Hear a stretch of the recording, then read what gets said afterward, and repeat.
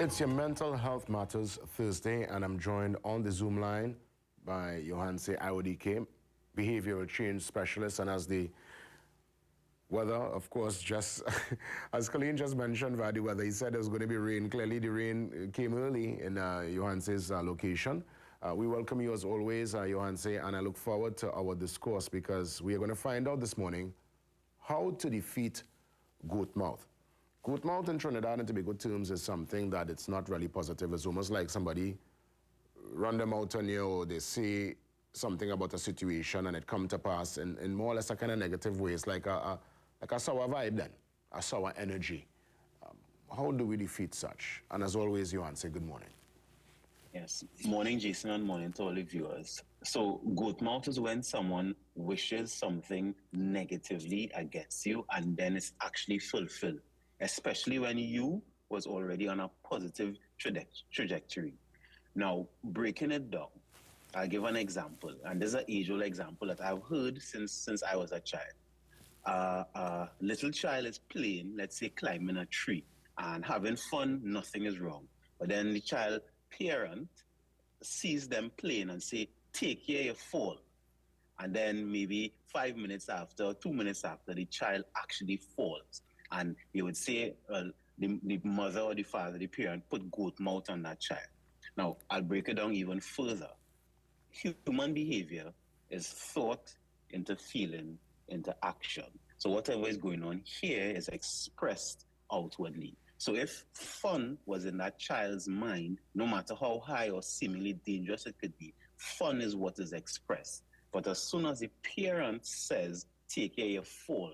Now, fall, the concept of falling is now in that child's mind. So even if they're trying to ignore it, it's still in their mind, revolving over and over, and then it becomes now outward. So that is a simple process, even a scientific process, understanding that concept. But again, there are those who might argue that, there are certain situations somebody might go into and it's almost like words of caution, as it were. Someone telling you, well, don't park there or be careful in that particular setting, and the exact thing you would have anticipated end up coming to pass. Is that still goat mouth, or is that just somebody is that just somebody showing concern and giving a particular warning, as it were, because they could anticipate there might be a problem, or they themselves would have gone through a hurt or a situation that brought pain? Remember, we spoke about pain last week to them. So walk me through the differentiation, really. It could actually be unintentional goat mouth. So the person who gives the caution or the warning, their intent is not to cause harm or cause hurt to the person. They're probably looking out for that person. But the person receiving the message now, and this is the important part, because this is how you defeat goat mouth. You are the person receiving it. Depending on how you receive it is important. If you are somebody also, let's say you feed into the fear of that person and don't look at it as a caution, then now, I'll use your example. They said, don't park there. Something bad will happen. You now probably could get flustered if you're unsure of yourself, if you're unsure of where you park and your own, let's say, your parking skills. You feed into the fear, or you turn the caution into fear, and now it becomes goat mouth. It manifests itself. So is really the importance is on the receiver, how solid and how sure of themselves they are. So let's use the child. If the child knows what I want to do is have fun, and I know I'm not going to fall, no matter what someone says or what negativity is said towards you or about you, if you're solid in yourself, then it wouldn't come to pass. So it's really important on the person receiving the information in defeating goat mouth.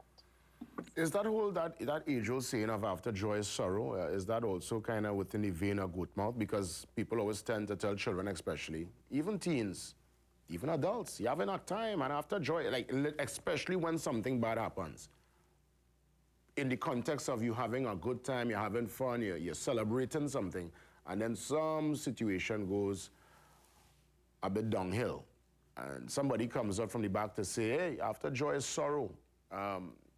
That in a way is like a kind of goat mouth energy? Yes, it is. Because, Jason, we have sometimes these concepts in life that really sometimes is not healthy for us, and we could really live a joyous life. I'm not saying there may not be ups and downs, but again, it's how you perceive it.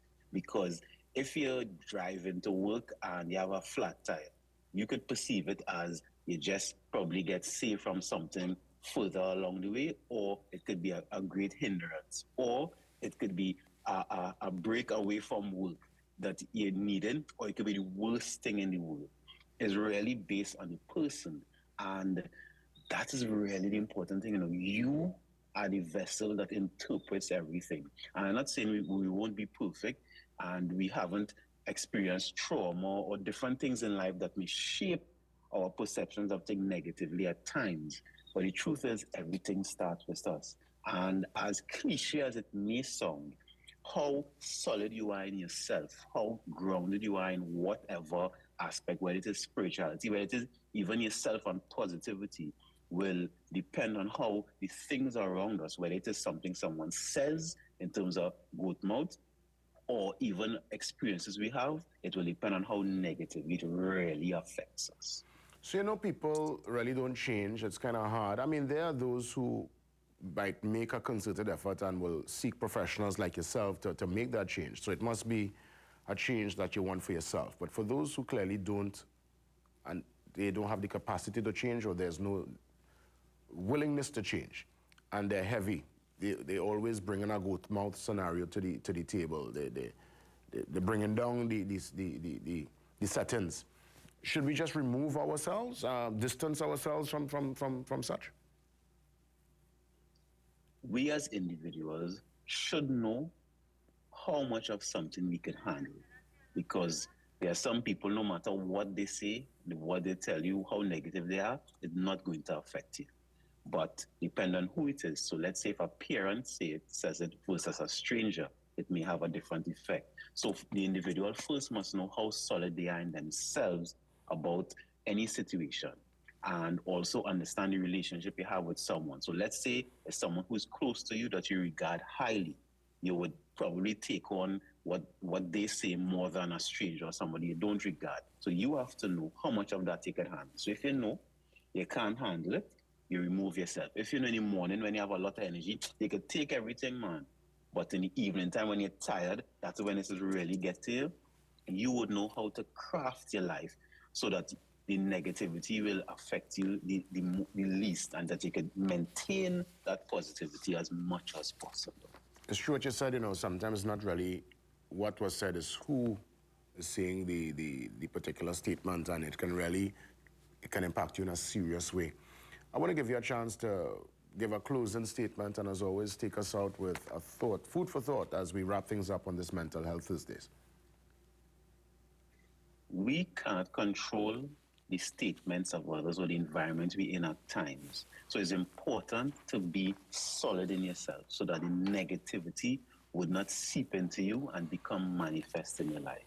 Make it simple. Do what is necessary so that you could maintain the positivity in your life. Because even though life is not easy, it's really not that hard. Thank you for listening. Hey, you're most welcome, Yohanse. Thanks as always for the time and for coming on for the Mental Health Matters Thursday. All the best. All right, so we're going to come back and get some details concerning our business guardian. A clear plan is needed. That's the mandate here. We're watching Answer Merchant Bank's Managing Director, Gregory Hill. This is all part of the Economic Outlook Forum 2023, hosted there, it looks like the Hyatt Regency. We'll get more details from Joel, who steps in next for our Business Guardian wrap-up.